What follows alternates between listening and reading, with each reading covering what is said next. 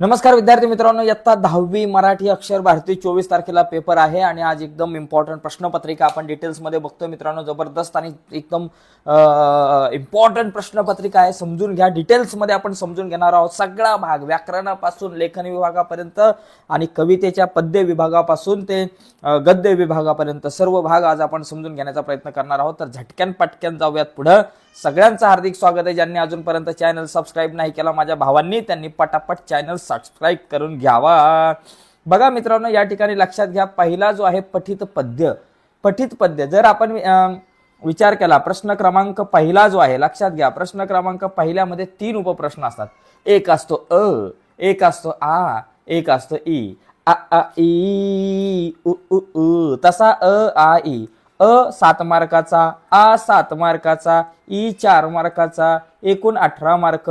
म्हणजे गद्य विभाग 18 गुणांसाठी आपल्याला आहे आणि इथे 18 पैकी 18 मार्क आपल्याला पडलेच पाहिजे. तर त्यासाठी आपण या ठिकाणी पहिला मुद्दा समजून घेऊयात.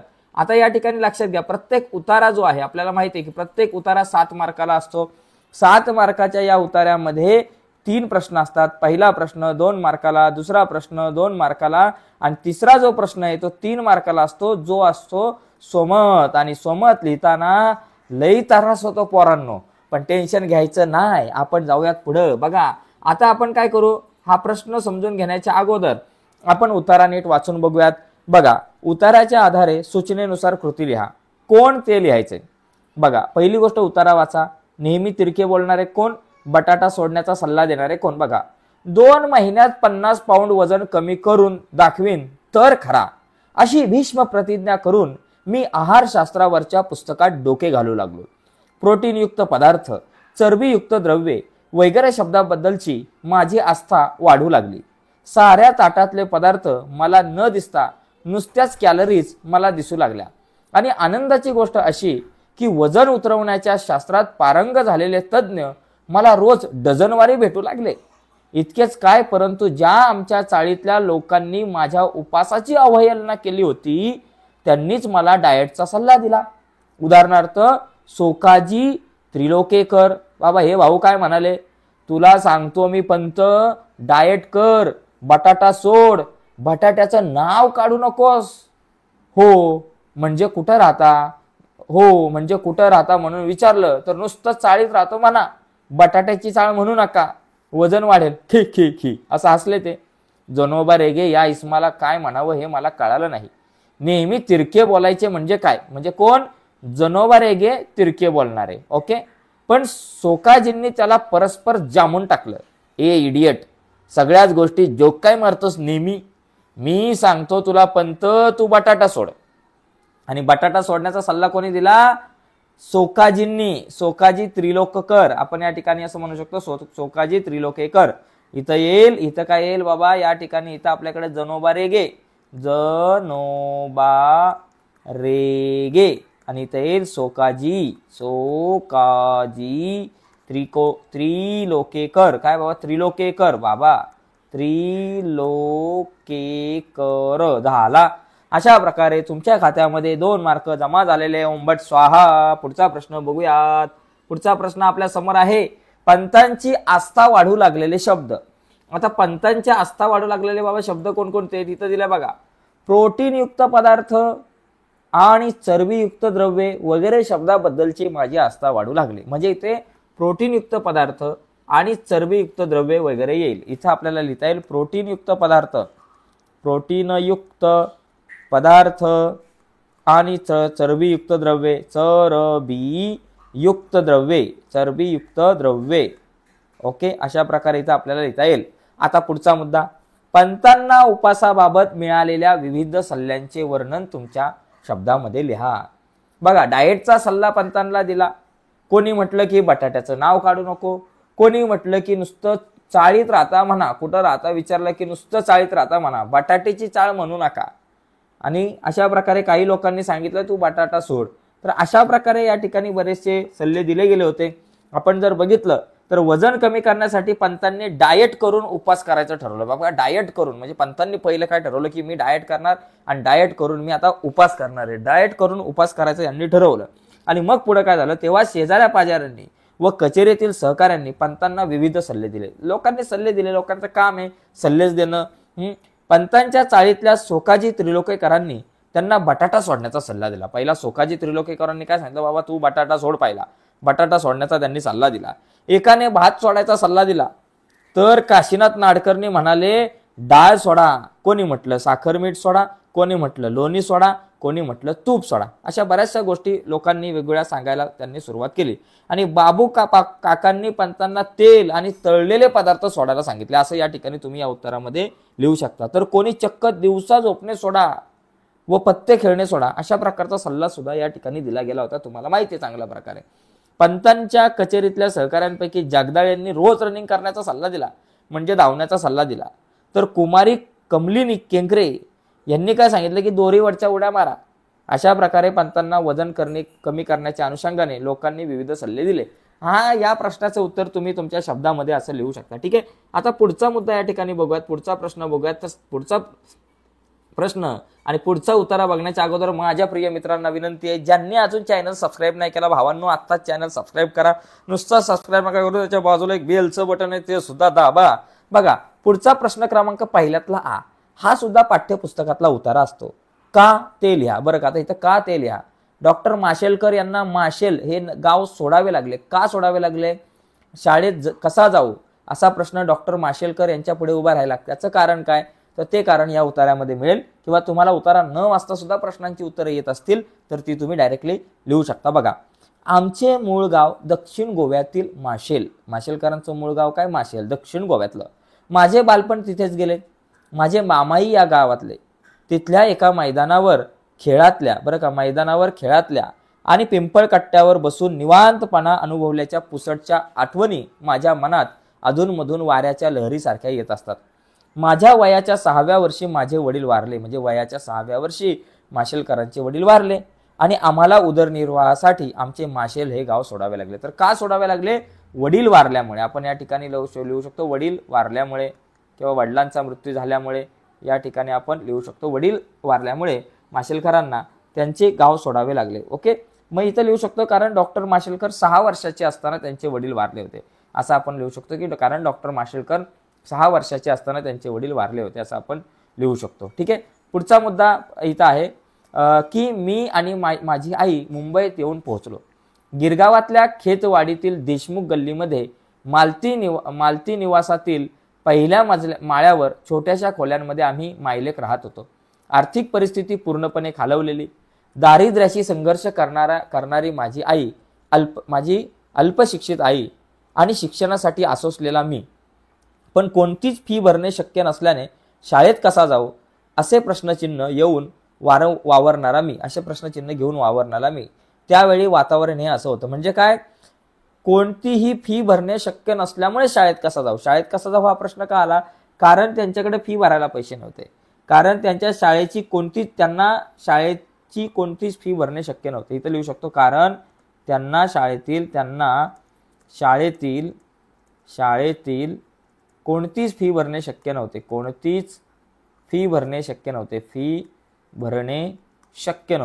शक्य नव्हते असं या ठिकाणी आपण लिहू शकतो. शक्य नव्हते. ठीक आहे, असं या ठिकाणी व्यवस्थित लिहायचं आहे. शक्य नव्हते. झालं. पुढचा मुद्दा पुढे वाचूयात. पण माझ्या आईने धीर सोडला नाही. ती खचली नाही. वेगवेगळी कष्टाची कामं ती करत होती. त्यातच माशेलहून मुंबईत आलेले माझे मामा सुद्धा मदतीला आले. त्यांच्यामुळे मला खेतवाडीतील प्राथमिक शाळेत प्रवेश मिळू शकला. ही शाळा महापालिकेची होती. माझ्याप्रमाणे शाळेचीही परिस्थिती बेताचीच. पण तिथले शिक्षक मात्र मनानं खूप श्रीमंत होते. पायात चप्पलही घालायला नव्हती अशा परिस्थितीत माझी शाळा सुरू झाली. तर या ठिकाणी बघा डॉक्टर माशेलकर यांच्या गावातील आठवणी. आता यांच्या गावातील आठवणी काय बाबा इथं लिहिले बघा. मैदानावर खेळल्याच्या काही आठवणी आहेत आणि पिंपळ कट्ट्यावर बसून निवांतपणा अनुभवणे, या 2 आठवणी इथं लिहू शकता. म्हणजे मैदानावर खेळल्याच्या आणि पिंपळ कट्ट्यावर बसून निवांतपणा अनुभवण्याच्या या 2 गोष्टी आपण या ठिकाणी लिहू शकता. मैदानावर खेळल्याच्या एक आहे, मैदानावर खेळल्याच्या ही एक आठवण आहे. आणि दुसरी गोष्ट पिंपळ कट्ट्यावर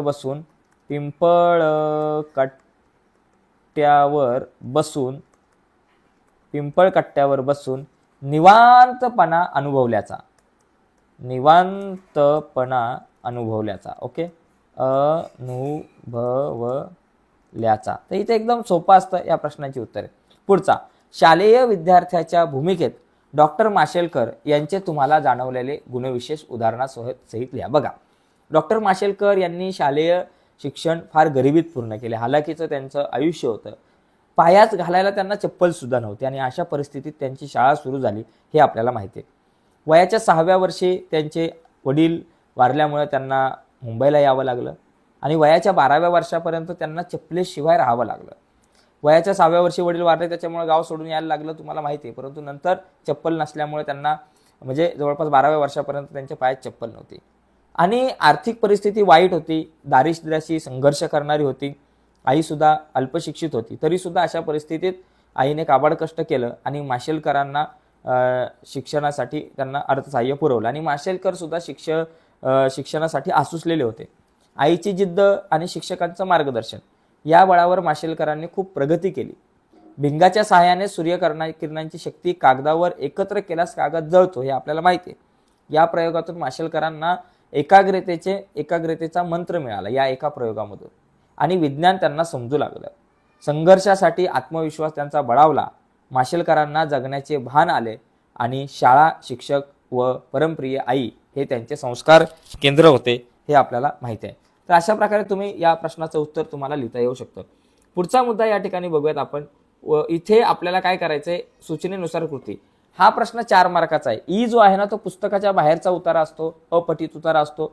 परंतु या अपठित उतार्यामध्ये तुम्हाला 4 पैकी 4 मार्क मिळू शकतात. त्यासाठी आपण काय केलं पाहिजे, तर उतारा नीट वाचला पाहिजे. बघा, संयमाला तुच्छ मानू नका. तुमच्या विकासासाठी तो आहे, समाजाच्या हितासाठी तो आहे. आपण संयम पाळला नाही तर आपले काम नीट होणार नाही. काय, संयम नाही पाळला तर काम नीट होणार नाही.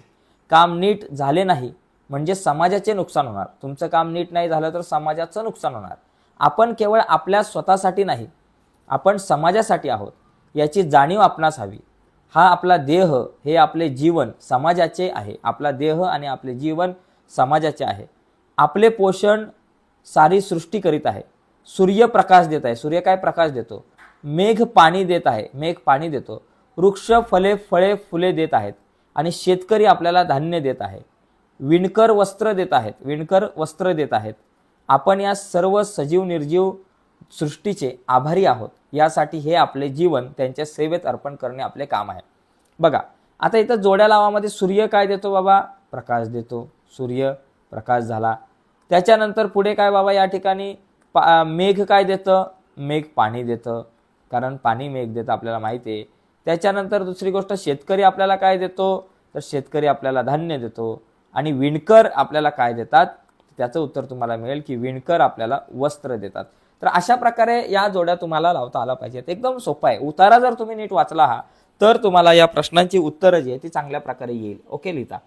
पुढचा मुद्दा बघा, आपल्या विकासासाठी असलेला, आपल्या विकासासाठी काय बाबा, विकासासाठी असलेला काय बाबा, इथं दिले. आपल्या विकासासाठी बघा, इथं दिले तुमच्या विकासासाठी तो आहे. तो म्हणजे कोण, संयमाला तुच्छ समजू नका. तुमच्या विकासासाठी तो आहे म्हणजे तुमच्या विकासासाठी कोण आहे, संयम आहे. ओके, आणि आपले पोषण करणारी कोण बाबा, इथं पहिली गोष्ट लिहू संयम. संयम आणि आपले पोषण करणारी कोण, सृष्टी. ही सृष्टी आपलं पोषण करते इथं म्हटलंय. बघा, यासाठी आपले जीवन त्यांच्या सेवेत अर्पण करणे गरजेचं आहे. इथं दिले की आपण या सर्व सजीव निर्जीव सृष्टीचे आभारी आहोत. हे मग इथं लिहू शकतो आपण सृष्टी. झालं. आता याच्यानंतर पद्य विभाग. पद्य विभाग म्हणजे कवितेच्या आधारावर काही प्रश्न आहे. तर पहिला जो प्रश्न साधारणतः कवितेच्या आधारावरती आहे तर तो किती मार्काचा आहे, 2, 8 मार्काचा हा प्रश्न असतो पहिला. बरोबर. तर कविता पहिली नीट आपण वाचून घेऊयात. झाड बसते ध्यानस्थ ऋषी सारखे मौन रथ. बरं का, झाड बसते ध्यानस्थ ऋषी सारखं मौन रथ धारण करून तपश्चर्या करत. म्हणजे झाड कसं बसतंय, एका ऋषी सारखं मौन करून तपश्चर्या धारण करून ते झाड बसतंय. पक्षी झाडांचे कुणीच नसतात तरीही झाड त्याचं असतं. म्हणजे पक्षी झाडांचं कोणी नातेवाईक नाही, काय नाही, पण झाड हे पक्ष्यांचं असतं. मुळावर घाव घातला तरी झाड मुकाट सहन करतं. झाडांच्या पानावरून वहीच्या पानावर अलगद उतरतात दवांचे टपोरे थेंब. म्हणजे झाडांच्या पानावरून वहीच्या पानावर अलगद उतरतात दवांचे टपोरे थेंब. झाडाकडे टक लावून पाहिलं तर शरीरभर विरघळतो हिरवा रंग, रक्त होते क्षणभर हिरवेगार, आयुष्य होते नुकत्याच खोडलेल्या फुलासारखे टवटवीत. झाडांचे बाहू सरसावलेले असतात मुसाफिरांना कवेत घेण्यासाठी. पान झाडीनंतर झाड पुन्हा नवीन वस्त्र धारण करतं, नव्या नवरीसारखं. पुढे आपल्याला दिले की झाडाला पावली फुटल्यावर फुटते शरीरभर पालवी, अन झटकली जाते मरगळ. पक्ष्यांच्या मंजूळ नादात झाडांचंही जीवन एक संथ झाडांच्याही जीवनाचं एक संथ गाणे दडलेले असते. हसावं कसं सळसळत्या पानासारखं, मुरावं कसं तर झाडासारखं घट्ट पाय रोवीत. जगावं कसं तर हिरवगार झाडासारखं, रोजचं चिंतन करावं कसं तर झाडासारखं. आता या ठिकाणी बघा, मुळावर घाव घालते तरी मुकाट सहन करते. आता पहिला जो प्रश्न आहे, मुळावर घाव घातले तरी मुकाट सहन करणारे कोण बाबा? झाड. म्हणजे आपण त्याला म्हणू शकतो झाड हे जे आहे ना, त्याच्या मुळावर घाव घातला तरी ते मुकाट सहन करतं. आणि अलगत उतरणारे थेंब, बघा इथं दवाचे टपोरे थेंब. अलगत उतरणारे थेंब काय? दवांचे टपोरे थेंब. तर इथं खूप सोपे असतात. इथं 2 मार्क तुम्हाला मिळून जातील आरामात. पुढचा प्रश्न काय आहे तो आपण समजून घेऊयात. प्रत्येक प्रश्न नीट समजून घ्या. झाडाकडे टक लावून पाहिल्यावर घडणाऱ्या गोष्टी. आता झाडाकडे जर तुम्ही टक लावून पाहिलं तर इथं दिलंय बाबा, झाडाकडे ज्यावेळेस तुम्ही टक लावून पाहिलं तर बघा इथं झाडाकडे बघा झाडाकडे टक लावून पाहिलं तर शरीरभर विरघळतो हिरवा रंग आणि रक्त होते क्षणभर हिरवेगार. तर इथं तुम्ही लिहू शकता की शरीरभर हिरवा रंग विरघळतो. इथं तुम्ही लिहू शकता शरीरभर हिरवा रंग विरघळतो, शरीरभर हिरवा रंग विरघळतो, रंग विरघळतो असं आपण लिहू शकताय. आणि दुसरं काय बाबा, रक्त क्षणभर हिरवेगार होते, रक्त क्षणभर हिरवेगार होते. ठीक आहे, असं आपण लिहू शकतो. तर इथे सुद्धा 2 मार्क मिळू शकतात. तर हे 1-1 मार्कांचे जे छोटे छोटे प्रश्न असतात तर ते खूप महत्त्वाचे असतात. तिथे तुम्हाला आउट ऑफ मार्क मिळू शकतात. पुढचा मुद्दा बघा की पुढचे काही या ठिकाणी प्रश्न आहेत बघा. याच्यामध्ये दिले की तिसरा प्रश्न आहे, प्रस्तुत कवितेतील खालील शब्दांचा अर्थ. आता मुकाट म्हणजे काय? मुकाट या शब्दाचा अर्थ मुक्याने किंवा न बोलता, शांतपणे, न बोलता, मुक्याने असं आपण या ठिकाणी लिहू शकतो. मुसाफिर म्हणजे काय? प्रवासी, वाटसरू, शक्यतो प्रवासी लिहा. पुढची गोष्ट आपल्याकडे संत म्हणजे हळुवारपणे किंवा सावकाश आपण म्हणू. सावकाश हा शब्द एकदम परफेक्ट आहे. मौन व्रत म्हणजे न बोलण्याचा वसा असं आपण या ठिकाणी म्हणू शकतो. ठीक आहे. काव्य सौंदर्य, जगावं कसं तर हिरव्या झाडासारखं, या ओळीतील अर्थ सौंदर्य. आता इथं बघा हिरव्यागार झाडासारखं, तर इथं कवितेचं नाव, कवीचं नाव, कवीने जो काही संदेश दिलेला आहे, महत्वाचा विचार मांडलेला आहे ते लिहायचं आणि मग सुरुवात करायची. बाबा काय लिहू शकतो? हिरव्यागार झाडासारखं या कवितेत कवी जॉर्ज लोपिस काय सांगतात की बाबा माणसाचे आयुष्य झाडासारखं व्हायला पाहिजे, हा विचार त्यांनी मांडलेला आहे. आणि मग पुढं लिहू शकता की बाबा झाड हा निसर्गाचा एक महत्वपूर्ण घटक आहे, हे आपल्या सगळ्यांना माहिती आहे. आणि पुढे आपण म्हणू शकतो की बाबा झाड सहनशील असतं, सगळ्या गोष्टी सहन करतं, ते परोपकारी असतं. झाड निस्वार्थपणे माणसाला पाने, फुले, फळे देते, गायीगुरांसाठी, वासरांसाठी चारा देते, सावली देते, पशुपक्ष्यांना निवारा देते, माणसांना निवाऱ्यासाठी लाकूड देते, औषध सुद्धा झाडं देतात. त्याला निर्दयीपणे तोडणाऱ्या माणसाला ते दुखावत नाहीत. म्हणजे एखाद्या माणसाने त्याला निर्दयीपणे तोडलं तरी झाड जे आहे ते त्या माणसाला कधीच दुखावत नाही, ही गोष्ट लक्षात ठेवा. आणि पुढे आपण म्हणू शकतो की बाबा झाडाचे हे सगळे गुण माणसाने अंगीकारायला हवे. पानगळीनंतर पालवी फुटलेले झाड माणसाच्या आयुष्याला प्रेरणा देत असतं. म्हणूनच जगावं कसं तर हिरव्यागार झाडासारखं या पंक्तीतून माणसाने आपले आयुष्य झाडासारखे जगावे असा बहुमोल संदेश कवी देत आहेत. ओके, यानंतर बघा या ठिकाणी 2 मुद्दे आहेत की खालील 2 कवितांपैकी एका कवितेसंबंधी मुद्द्यांच्या आधारे कृती. तर आता अंकिला मी दास तुझा किंवा स्वप्न करू साकार. आता अंकिला मी दास तुझा बघा, कवितेचे कवी किंवा कवयित्री कोण आहे? संत नामदेव, हे तुम्हाला माहिती आहे. विषय काय बाबा? देवाला आई म्हणून देवरूपी मातेने बाळाचा म्हणजे आपला सांभाळ मायेने करावा अशी विनवणी करणारा अभंग. म्हणजे देवाला आई मानून देवरूपी मातेने बाळाचा म्हणजे आपला सांभाळ कसा करावा असा या ठिकाणी या अर्थाचा हा अनुभव आहे. ठीक आहे. पुढे बघा, अग्नी माझी पळे बाळू माता धावे कनवाळू. लक्षात घ्यायचं, या ओळीचा आपल्याला सरळ अर्थ लिहायचा आहे. म्हणजे समजा आगीमध्ये बाळ चुकून पडले, बाळ समजा आगीमध्ये जर चुकून पडले तर दयाळू आई त्याचे रक्षण करण्यासाठी धावते. एवढा साधा सोपा अर्थ आहे. आणि ही कविता आवडण्याचं आणि न आवडण्याचं तुमचं काय कारण आहे ते लिहायचं. बाबा या अभंगामध्ये संत नामदेवांनी श्री विठ्ठलाला आई संबोधून स्वतःचा सांभाळ करण्याची विनवणी केली आहे. हा अभंग वाचताना मला सतत माझ्या आईची आठवण येते. आईचं प्रेम जे आहे त्या प्रेमाच्या जाणीवीची त्याच्या आईच्या प्रेमाची जाणीव होते. आई आपल्याला खूप जपत असते आणि देवानेही आपल्या बरोबर नित्य माया करावी हा विचार या कवितेतून मांडला आहे आणि हा विचार मला खूप आवडला म्हणून ही कविता मला आवडली असं लिहू शकतो. आता शब्दांचे अर्थ सोपा असतं. काज या शब्दाचा अर्थ काय बाबा? काम. काज म्हणजे काम. सवे, सवे म्हणजे लगेच, पटकन, पटकन म्हणू शकतो, लगेच म्हणू शकतो. पाडस म्हणजे आपण म्हणतो हरिणीचे पिल्लू, पाडस म्हणजे हरिणीचे पिल्लू. आणि धेनू म्हणजे काय बाबा? गाय. ठीक आहे. आता स्वप्न करू साकार या कवितेच्या संदर्भात जर विचार केला तर स्वप्न करू साकार या कवितेचे कवी कोण आहेत बाबा? किशोर पाठक. या ठिकाणी आपण म्हणू शकतो किशोर पाठक, पाठक लिहिता येईल. या कवितेचा विषय काय? देशाच्या उज्ज्वल भविष्याचे स्वप्न रेखाटलेले आहे कवितेत. देशाच्या उज्ज्वल भविष्याचे स्वप्न या कवितेमध्ये रेखाटलेले आहेत. आता त्याच्यानंतर पुढे बघा, हजार आम्ही एकटी बळकट एकी बळकट, हजार आम्ही एकी बळकट सर्वांचे हो एकच मनगट. या ओळींचा अर्थ जो आहे तो आपण या ठिकाणी सांगूयात. बघा इथं आम्ही भारतीय हजारो म्हणजे हजारो आम्ही एकी बळकट, आम्ही भारतीय लोक हजारो आहोत, लाखोंच्या संख्येने आहोत. म्हणजे हजारो असलो, लाखोच्या संख्येने असलो तरी आमची एकजूट जी आहे ती अजूनही मजबूत आहे आणि सर्वांची ताकद जी आहे आमच्या सगळ्यांची ती एकाच मनगटात आहे. म्हणजे आम्ही भारतीय लोक हजारोने असलो, लाखोने असलो तरी आमची एकजूट आहे, एकजूट ही बळकट आहे आणि आमच्या सर्वांची ताकद जी आहे ती एकाच मनगटात आहे असं आपण सांगू शकतो. ठीक आहे. आणि कविता आवडण्याचे आणि न आवडण्याचे कारण काय बाबा? देशभक्तीपर या गीतामध्ये नव्या पिढीचे, नव्या युगाचे स्वप्न साकार करण्यासाठी कवीने खूप छान आणि सुंदर असं मार्गदर्शन केलेलं आहे. हे मार्गदर्शन करत असताना आपल्या देशाची कृषी संस्कृती, श्रमप्रतिष्ठा, एकात्मतेचं सामर्थ्य या मूल्यांचा आपण पुरस्कार केला पाहिजे अशा प्रकारचे विचार कवीने मांडलेत. त्यामुळे मला ही कविता आवडले असं आपण या ठिकाणी म्हणू शकतो. आणि पुढे या शब्दांचे अर्थ बघा. विभव, विभव म्हणजे काय? वैभव आपण म्हणतो, वैभव. त्याच्यानंतर मंगल म्हणजे पवित्र, पवित्र हे आपल्याला माहिती आहे. श्रम म्हणजे बाबा आपण म्हणतो मेहनत आणि हस्त म्हणजे हात. ठीक आहे, झालं, एकदम सोपं होतं. त्यानंतर स्थूल वाचन बघा. स्थूल वाचन यावरती आपण नंतर डिटेल्समध्ये चर्चा करणार आहोत. 3 प्रश्न आहेत, पाठांतर करणं इथं गरजेचं आहे. व्युत्पत्ती कोशाचे कार्य, स्काय इज द लिमिट, ही परिस्थिती केव्हा निर्माण होऊ शकते हे मोठे हात असलेल्या मुलांनो या पाठाच्या आधारे स्पष्ट करायचे.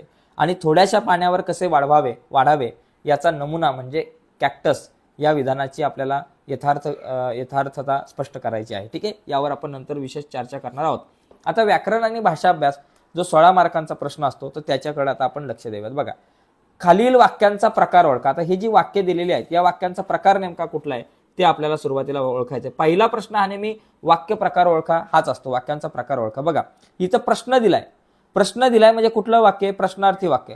प्रश्नचिन्ह जर असेल तर लगेच लिहायचं काय? न घाबरता न डगमगता डायरेक्ट प्रश्नार्थी वाक्य लिहायचं, 1 मार्क खात्यामध्ये जमा करायचं, विषय संपला. रनिंग पेक्षा दोरीवरच्या उड्या मारा मारा मारा आज्ञा केले, आज्ञा केले म्हणजे हे झालं तुमचं आज्ञार्थी वाक्य, आज्ञार्थी वाक्य. मारा सांगितलंय, मारणे म्हटलं तर मग ते विधानार्थी असतं, पण इथं उड्या मारा असं सांगितलेलं आहे.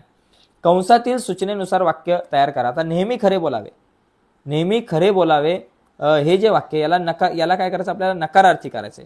मग याचा काय होतं? नेहमी खरे बोलावे म्हणजे कधीही खोटे बोलू नये, कधीही खोटे बोलू नये असं होईल, बोलू नये. बघा इथे नकारार्थी आलं आणि वाक्याचा अर्थ बदलला नाही. खरे बोलावे म्हणजे नेहमी खोटे बोलू नये, कधीही खोटे बोलू नये. ओके. तुमची ऊर्जा शक्ती एकत्र करा, विधानार्थी शब्द आहे. तुमची ऊर्जा शक्ती एकत्र करा, मग इथे एकत्र कराच्या ऐवजी एकत्र करावी. मग असं होईल, तुमची ऊर्जा शक्ती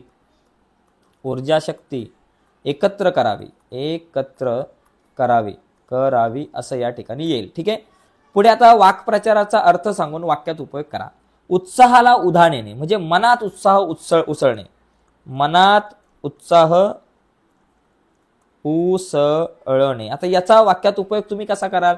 की बाबा बघा या ठिकाणी आपल्याला सांगू शकतो की गणेशचा चित्रकला स्पर्धेत प्रथम क्रमांक आल्यामुळे त्याच्या उत्साहाला उधाण आले होते असं आपण म्हणू शकतो. ओके.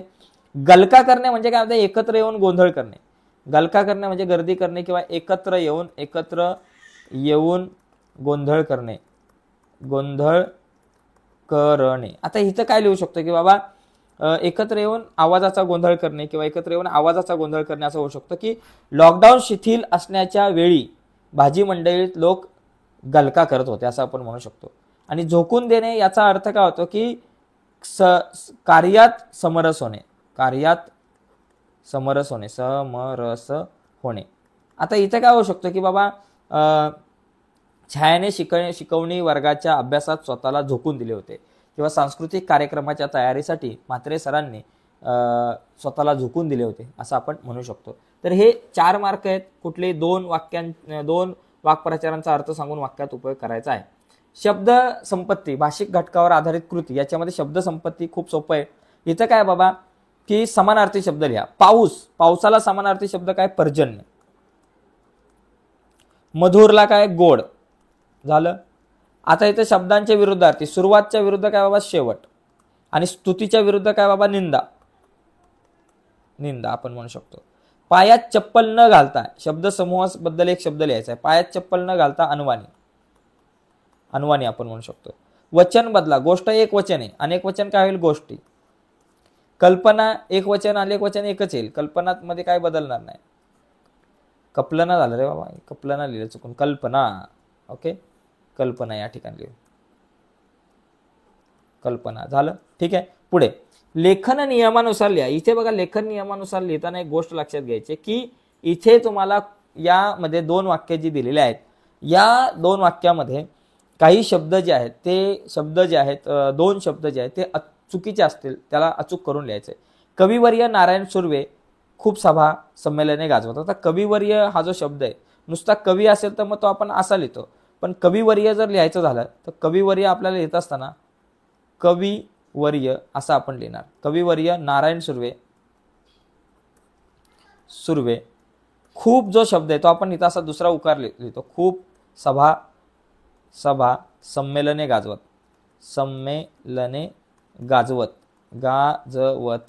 आणि जे शब्द तुम्ही दुरुस्त केलेत त्याच्या खाली रेषा मारा. ठीक आहे. तिने माझ्यासाठी प्रचंड कष्ट केले. आता तिने जो आहे तो तिने आपण असा लिहू. आणि माझ्यासाठी प्रचंड कष्ट, प्रचंड झालंय, प्रचंड. तर इथं प्रचंड असं असतं, प्रचंड. च्या वर आपल्याला इथं टिंब पाहिजे. ठीक आहे. ओके. आता खालील वाक्यात विरामचिन्हांचा उपयोग करा. अरे पण चिठ्ठी मराठीतून आहे. बरं, इथं काय करू शकतो आपण, आता हे वाक्य कोणीतरी बोलले म्हणून इथं आपण असं लिहू शकतो, दुहेरी अवतरण चिन्ह आणि मग लिहा अरे नंतर एक कॉमा. बरोबर. चिठ्ठी मराठीतून आहे, पण चिठ्ठी मराठीतून आहे.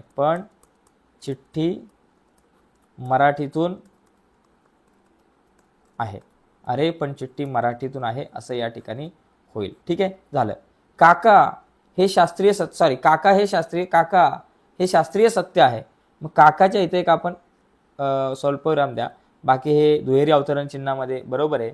आणि इथे एक या ठिकाणी पूर्णविराम द्या, जो राहिलेला आहे तो या ठिकाणी आपल्याला द्यायचा आहे. आणि इथे सुद्धा पूर्णविराम. म्हणजे झालं, एवढाच विषय, बाकी काही नाही. आता पत्रलेखनाचा जर आपण विचार केला तर पत्रलेखनामध्ये काय आहे, या प्रश्नामध्ये जर तुम्ही बघितलं तर इथं जे पत्रलेखन आहे, उपयोजित लेखनाचा जो 5वा प्रश्न आहे, तर त्या 5व्या प्रश्नामध्ये जो आहे पत्रलेखन किंवा सारांश लेखन दोघांपैकी काहीतरी एक करायचं असतं.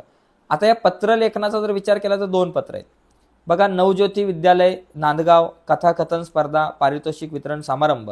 प्रमुख पाहुणे कोण आहे, माननीय अध्यक्ष उत्तम कांबळे हे नाव आलं म्हणून सांगतो. खूप मोठे लेखक आहेत, त्यांची खूप चांगली पुस्तकं आहेत. मी यांची 4-5 पुस्तकं वाचलेली आहेत. त्याच्यामध्ये वाट तुडवताना हे त्यांचं खूप चांगलं पुस्तक आहे. आई समजून घेताना हे एक त्यांचं चांगलं पुस्तक आहे. अस्वस्थ नायक हे सुद्धा त्यांचं खूप सुंदर पुस्तक आहे. सकाळ वृत्तपत्रामध्ये जी सप्तरंग पुरवणी येते त्यासाठी सुद्धा ते बऱ्याच गोष्टी लिहित असतात. तर इथं काय लिहायचंय, पारितोषिक प्राप्त विद्यार्थी सुहास सुनीता देसाई यांचे अभिनंदन करणारे पत्र. आणि पारितोषिक वितरण समारंभासाठी अध्यक्ष म्हणून माननीय उत्तम कांबळे यांना उपस्थित राहण्यासाठी विनंती करणारे पत्र. मग या ठिकाणी आपण बघा दोन गोष्टी इथे आपल्याला हे पत्र लिहित असताना बघा, पारितोषिक प्राप्त विद्यार्थी सुहास सुनीता देसाई यांचे अभिनंदन पत्र. तर ही दोन प्रकारची पत्र आहे. तर ही पत्र लिहिताना सगळ्यात पहिली गोष्ट लक्षात घ्या की पत्र लिहित असताना आपण सुरुवातीला एक गोष्ट लक्षात घ्या की अभिनंदन पत्र जरी लिहित असलो तरी सुरुवातीला आपल्याला काय करायचं, दिनांक लिहायचंय. पत्र कोणाला लिहायचंय, सुहास सुनीता देसाई. आता इथं सगळ्यात पहिली गोष्ट दिनांक लिहिताना आपण काय करू, 22 जुलै. मग ते 22 जुलैला कार्यक्रम आहे, तर या ठिकाणी आपल्याला हे दिनांक लिहिताना कार्यक्रम झाल्यावरती दिनांक लिहू 25 जुलै 2000 काय असेल ते 25 जुलै 2024 पकडा. ठीक आहे, हे लिहिलं. त्याच्यानंतर मग आपल्याला या ठिकाणी प्रति कोणाला लिहायचं बाबा, प्रति कोण आहे बाबा, विद्यार्थी सुहास सुनीता देसाई. सुहास देसाई लिहा किंवा सुनीता देसाई लिहा. कुमारी सुहास देसाई लिहा, सुनीता सुहास, समजा सुहास देसाई आपण म्हणू. ज्याला पत्र लिहायचंय पाठवायचंय त्याचा पत्ता. ओके, ज्याला पत्र पाठवायचं त्याचा पत्ता. मग यांचा पत्ता काहीतरी लिहा बाबा, 117 रामनिवास. ओके, महात्मा गांधी रोड काहीतरी पत्ता लिहून टाका. महात्मा गांधी रोड किंवा महात्मा गांधी मार्ग. आणि कुठलाही बाबा एरिया इथं कुठे दिलाय का बाबा पत्ता बित्ता, तर काय दिलेला नाही इथं कुठला तर पत्ता. नांदगाव वगैरे काय ते लिहू आपण, त्याला नांदगाव 410-203 नांदगाव इथं लिहा, रायगड. आणि मग इथं लिहा काहीतरी तुमचा तो पिनकोड नंबर आहे तो आपण या ठिकाणी लिहू. ते लिहिल्यानंतर मग प्रिय सुहास लिहून आपण पत्राला सुरुवात करू शकतो की बाबा अमुक विद्यालयामधून, नवज्योत विद्यालय नांदगाव तर्फे आयोजित कथाकथन स्पर्धेत तुला प्रथम पारितोषिक मिळाले, याबद्दल खरंच तुझं मनापासून खूप अभिनंदन आहे. तर असं आपण पुढे ते पत्र सगळं डिटेलमध्ये तुम्ही लिहू शकताय. आणि या स्पर्धेमध्ये या स्पर्धेची जी अंतिम फेरी आहे ती 15 जुलै रोजी संपन्न झाली. आणि या अर्थातच्या स्पर्धेमध्ये तू खरंच खूप सुंदर पद्धतीने तुझा विचार मांडला, तू कथा सादर केलीत आणि सर्व श्रोत्यांची, सर्व प्रेक्षकांची मनं जी आहे ती जिंकून घेतली. आणि मला खरंच तुझं जे कथाकथन खूप आवडलं. आणि मी अक्षरशः तुझ्या त्या गोष्टीमध्ये, तुझ्या त्या कथेमध्ये मी रमून गेलो होतो. कधी वेळ गेला, कधी कथा संपली हे मला कळालंच नाहीये. म्हणजे पुढं काय होतंय ते मला नाही, त्याची नेहमी मी वाट बघत होतो किंवा पुढं काय, याची मला उत्सुकता ती कथा ऐकत असताना लागली होती. आणि भावी काळामध्ये कथाकथन क्षेत्रात तू अशीच चांगली कामगिरी करावी असं मला वाटतंय. आणि तुझं खरंच मनापासून पुन्हा अभिनंदन. आणि ते केल्यानंतर मग खाली लिहायचं विद्यार्थी प्रतिनिधी नवज्योती विद्यालय, मग काय असेल ते तुम्ही लिहावे बाबा, आपली हितचिंतक. आणि मग पुढे तुम्ही तिचा नाव, पत्ता, जो पत्र पाठवणार आहे त्याचा नाव, पत्ता वगैरे तुम्हाला लिहायचा आहे. ठीक आहे, तर अशा प्रकारे हे पत्र लिहायचे. आता याच्यावरती मी डिटेल्स बोलत नाही, या लेखन विभागावरती आपण नंतर विशेष चर्चा करूयात. सारांश लेखन, जाहिरात लेखन, बातमी लेखन आणि कथा लेखन आहे. तिघांपैकी तुम्हाला एक काहीतरी लेखन करावं लागतं. यावरती मी ऑलरेडी स्पेशल व्हिडिओ बनवलेली आहे उपयोजित लेखनावरती. त्या व्हिडिओची लिंक या व्हिडिओच्या खाली डिस्क्रिप्शनमध्ये देतो. डिस्क्रिप्शनमध्ये जाऊन पत्र लेखन आणि उपयोजित लेखनाचा सगळा जो भाग आहे त्यावरती डिटेलमध्ये व्हिडिओ बनवले, तर तो भाग तुम्ही बघून घ्या, तुम्हाला खूप उपयोगी पडेल. ठीक आहे, तर मित्रांनो आजच्या या चर्चेमध्ये आपण इथेच थांबूयात. नक्कीच तुम्हाला व्हिडिओ आवडले असेल तर व्हिडिओला लाईक करा. नवीन असाल आपल्या या यूट्यूब चॅनलवर आणि अजूनपर्यंत आपला चॅनल सबस्क्राईब नसेल केला तर आत्ताच चॅनल सबस्क्राईब करा आणि त्या बाजूला असलेलं बेलचं बटन दाबायला विसरू नका. धन्यवाद.